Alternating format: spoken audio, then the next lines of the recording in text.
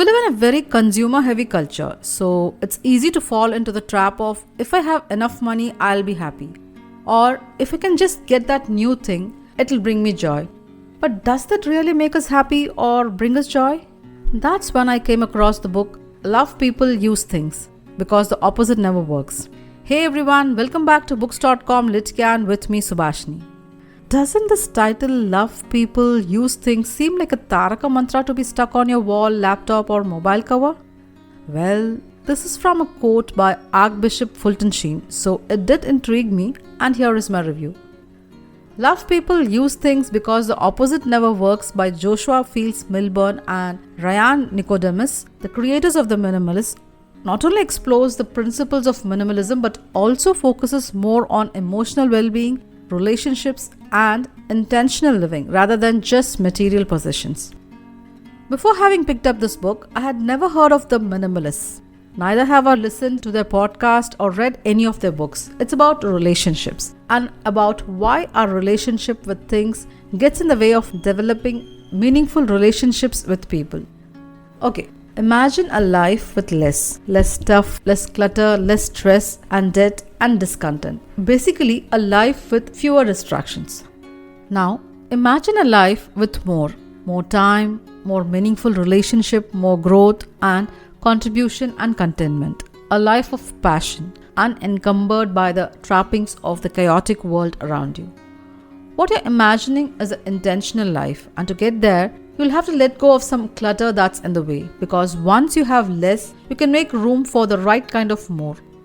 According to the Minimalists, getting our things and money management under control deepens our connections with people, because things, their acquisition, costs and storage ultimately takes over our lives. Also, living with less stuff changes the available cash we have for traveling or contributing to our communities. Millburn discusses getting straight with our values, ourselves and our creative endeavors too. The minimalist path is about being true to ourselves so we can be honest with friends, co-workers, family and significant others. All of this minimalism thing is geared towards living an intentional life so you can grow with the values that you have chosen for yourself. What you're aiming for is growing like a cultivated flower about to bloom rather than a tumor that spills out uncontrolled in all directions. In Love People Use Things, the authors move past simple decluttering to show how minimalism makes room to reevaluate and heal the 7 essential relationships in our lives: stuff, truth, self, money, values, creativity, and people. This book breaks up their main points into these 7 topics and provide anecdotes for each point, as well as direct questions to help incorporate their tips into our daily life. They use their own experiences and those of people they have met along the minimalist journey to provide a template for how to live a fuller, more meaningful life.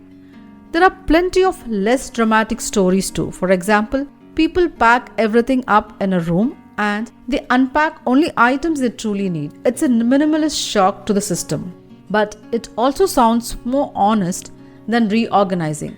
According to Millburn, reorganizing and sorting through stuff still leads to keeping more than we need. This is not a how-to guide to clean out our closet. That's just chapter 1. The rest is how to clean out our life, and not just how, but why. The why is an amazing question to ask, and through their own experiences, they reiterate why it's important to pause and reflect every once in a while instead of just consuming. Here I would love to read a line from the book. While it's true that our memories are not in our things, it's also true that sometimes our things can trigger memories inside us. It's on page 20.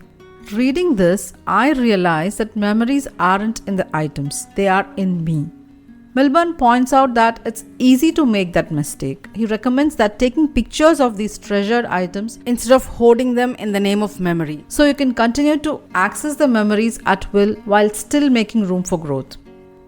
In between these many suggestions, rules and ideas, Millburn shares stories about his childhood, early adulthood and relationship with his mother. He admits that he did many things wrong in those years. Mostly he chased the American dream with its focus on unrestricted acquisition and career advancement. Still, his life felt hollow and lacked connection until he started following the minimalist path. This is not an easy book to read, and it's not a quick read. The chapters make you stop and reflect before moving on to the next chapter. Written mostly by Joshua Fields Millburn with some assist from Nicodemus, it's a practical self-help book for the 21st century. The book challenges the reader not only with the discussions on the physical stuff in one's life, but also on relationships. What I enjoyed the most about the book was all the new vocabulary words I learned. I always enjoy learning new words. Nevertheless, Millburn and Nicodemus seem genuinely interested in helping readers. Their choices are admirable and the book explains it well. I recommend Love People Use Things if you're looking for a new outlook that's less about collecting stuff and more about creating meaning. Here are my 10 takeaways from the book. Number 1. Things don't bring happiness. The core message is that the material possessions do not provide lasting happiness or fulfillment. True contentment comes only from relationships, purpose and experiences, not from accumulating things. Second, love people use things, not the other way around. The authors emphasize that importance of valuing people over possessions. Using things is necessary, but valuing material items over human connections leads to dissatisfaction and broken relationships. 3. Minimalism isn't just about decluttering, it's about living with intention. It's choosing to focus on what truly adds value to your life, whether that's relationships, passions, or purposeful work. 4. Let go of attachment to stuff. The book encourages readers to release emotional attachments to material objects by letting go of things that don't serve a real purpose. People can free themselves from the burden of unnecessary clutter, both physical and emotional. 5. Relationships require work. Minimalism applies to relationships too. Instead of accumulating shallow or toxic relationships, the authors encourage readers to invest time and energy into building deep, meaningful connections. 6. Money should serve you, not control you. The authors argue that money should be a tool to support the life you want to live rather than something that controls your decisions. By living more intentionally, you can spend less on things that don't matter and use your resources more wisely. 7. Mindless consumption is harmful. The book critiques the culture of consumerism, pointing out how mindless buying leads to debt, stress, and clutter. Instead, they encourage mindful consumption by only buying what you truly need and value.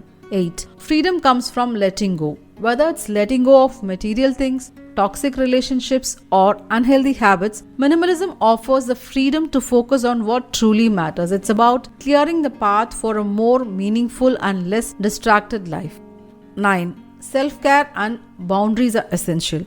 To truly love people, you need to take care of yourself first. Setting boundaries, taking care of your mental health, and prioritizing self-care allows you to show up more fully for others. 10. Meaning comes from purpose, not possessions. Finally, the book reinforces that meaning in life comes from pursuing your purpose, contributing to the well-being of others, and living according to your values, not from accumulating things or seeking external validation. Love People Use Things advocates for a minimalist lifestyle focused on nurturing relationships, living purposefully, and letting go of material distractions. The book encourages readers to rethink their relationship with stuff and live in a way that aligns with their values and brings genuine fulfillment. The book is well written, but it's obvious when one writer stops and other takes over. This is a different writing style, but it doesn't affect the reading of the book. This is not the type of book I would go to a store and buy, but I did find it interesting. Having finished the book, I'm pretty sure I'm going to make changes within me and around me. Filled with no-nonsense advice and hard truths, this book was quite impactful. I found myself rereading some sections and bookmarking pages. At the heart, this book is about minimalism, but in fact, it is so much more than that.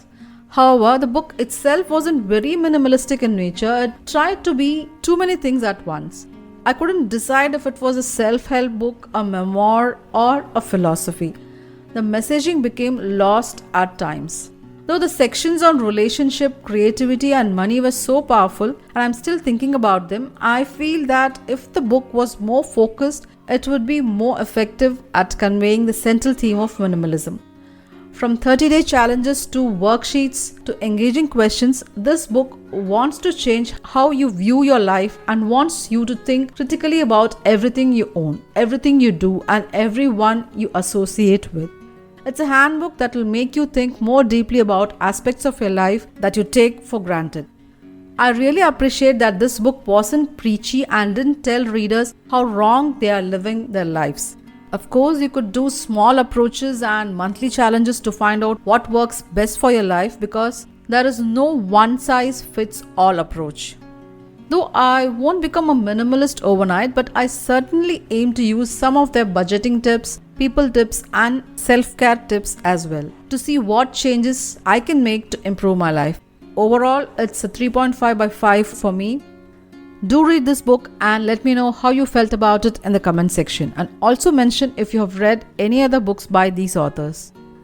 If you are listening to this on Spotify or Apple, please do rate and review our show. This would help us a lot to reach more lovely people like you.